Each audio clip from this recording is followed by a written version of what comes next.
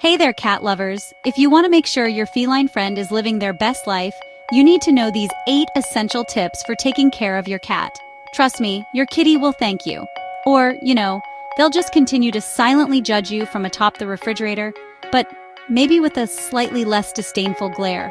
We're diving deep into the mysterious, often baffling world of cat care.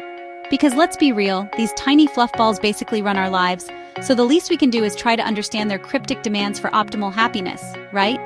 It's not just about food and water, it's about creating a perfect paradise for your furry little weirdo. So grab your notebook or just mentally prepare to absorb some serious feline wisdom, because I'm about to lay down some truth bombs that will elevate you from mere cat owner to full-blown cat whisperer. Or at least someone who doesn't accidentally offend their cat by looking at them wrong. So buckle up, buttercups, it's gonna be a fluffy ride. Alright, first things first, let's talk about the vet. Cats act like you're escorting them to the 7th circle of heck every time the carrier comes out. But regular vet checkups are super important, non-negotiable. You can't wait until your cat is dramatically unwell to visit. Vets catch issues early before you notice anything wrong. These checkups are your secret weapon against their stoic facades. And yeah, your cat might give you the silent treatment, but it's for their own good. Next up, let's talk chow time. Food, glorious food. What you shovel into your cat's food bowl is super critical to their health and happiness. You know that saying, you are what you eat? Well, it applies to our furry little companions too. If you feed them junk, they're gonna feel like junk. And a cat feeling like junk is a cat that might express its displeasure by, say, redecorating your curtains with its claws or leaving surprises in your shoes. So let's aim for peak feline performance through proper nutrition, shall we? It's more than just keeping the bowl full. It's about fueling their tiny tiger bodies. The great debate, wet food versus dry food. It's like the cat world's version of pineapple on pizza. People have strong opinions. Dry food is convenient. It can be good for their teeth. Sometimes, depending on the type. And you can leave it out. Wet food has a higher moisture content, which is awesome because cats are notoriously bad at drinking enough water. More on that later. It can also be more palatable for picky eaters. My cats? They look at me like I've personally insulted their ancestors if I don't provide a variety. So maybe a mix of both is the way to go for some. It's a culinary adventure. Now let's talk about reading labels. Oh boy, this is where it gets real. Cat food labels can be more confusing than trying to assemble IKEA furniture after 3 cups of coffee. You'll see words like meal, byproduct, grain-free, natural. Okay, team, let's talk about something incredibly basic but also incredibly important. Water. H2O, the life juice. You'd think this would be straightforward, right? Put water down, cat drinks water, everyone's happy. But no, cats have to make everything a little bit complicated because they're cats. They are descended from desert animals, which means their thirst drive isn't always super strong. They're like tiny, furry camels who forgot they're not in the Sahara anymore and are actually living in your climate-controlled apartment with unlimited access to fresh water. So, we gotta help them out. First off, the water bowl itself. Please, for the love of all that is holy and fluffy, keep it clean. Don't let it turn into a slimy, algae-filled science experiment. Would want to drink out of a dirty glass that's been sitting there for a week? Probably not. Your cat feels the same way. Wash that bowl daily and refill it with fresh, cool water. It's a small task, but it makes a big difference. Some cats are also picky about the material of their bowl. Ceramic or stainless steel are generally good choices over plastic, which can harbor bacteria and sometimes cause chin acne. Yes, cat chin acne is a thing. The glamour. The litter box. The majestic porcelain, plastic throne. This is a topic near and dear to every cat owner's heart, mostly because if you get it wrong, the consequences can be fragrant, and usually deposited on your favorite rug or that pile of laundry you definitely meant to put away. So let's dive into the glamorous world of litter box maintenance, because a happy cat often starts with a happy bathroom situation. It's their private little sanctuary, and they have standards, people, very high standards. First rule of Litter Box Club, scoop it. Scoop it often, at least once a day, preferably twice. Think about it. Would you want to use a toilet that hasn't been flushed? No? Well, neither does your cat. They are fastidiously clean creatures. When it comes to themselves anyway, their ability to spread litter across a 5-mile radius is another story. If the box is gross, they're going to find somewhere else to do their business, and you will not like their alternative choices. I promise you this from personal, unfortunate experience. Next up, the litter itself. Oh my goodness, the choices.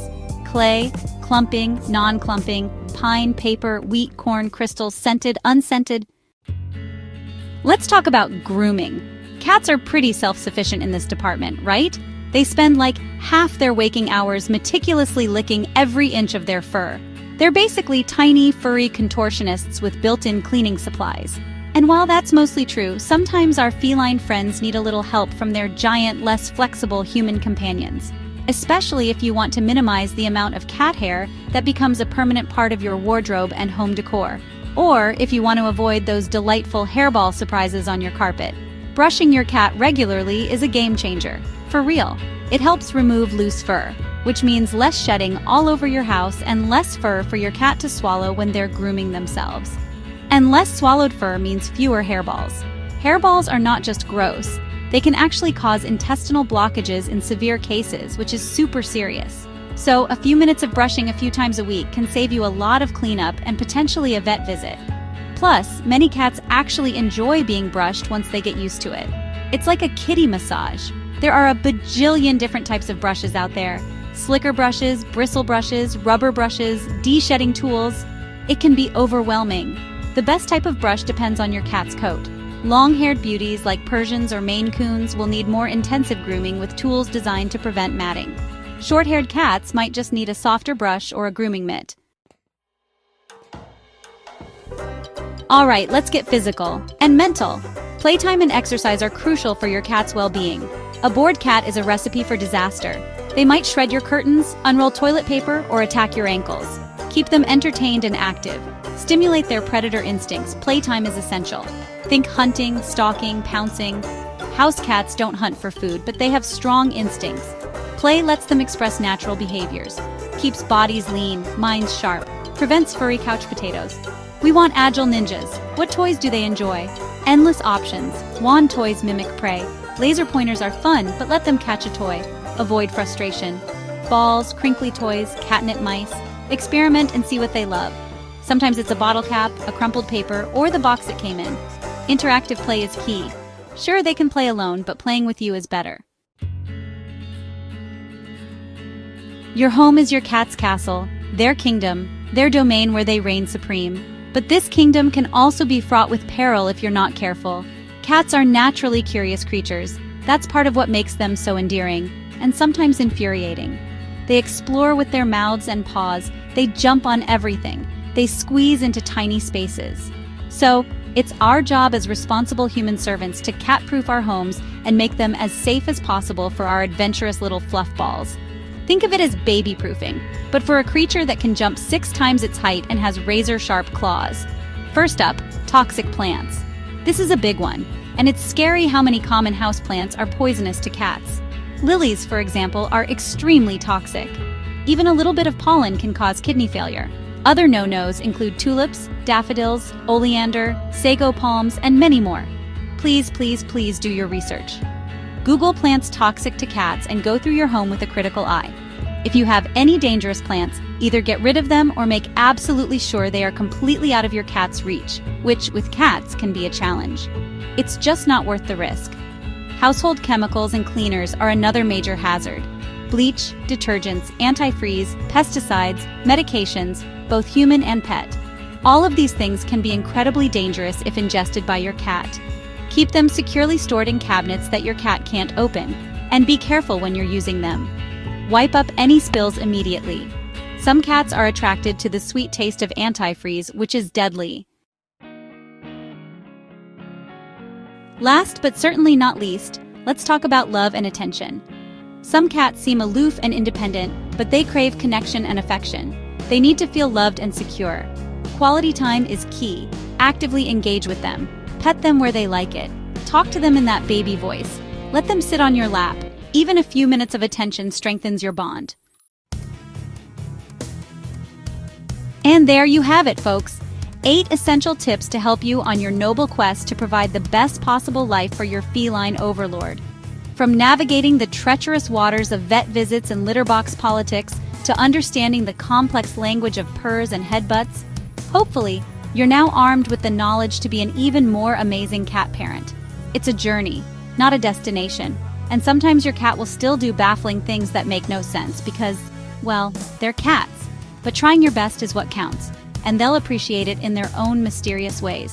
Remember, these little fluff balls depend on us for everything: their health, their happiness, their endless supply of cardboard boxes to sit in.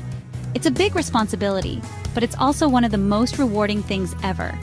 The companionship, the unconditional, or sometimes very conditional love, the sheer entertainment value of watching them chase a rogue dust bunny, it's all part of the magic of sharing your life with a cat. So go forth, implement these tips, and prepare for an even deeper level of servitude.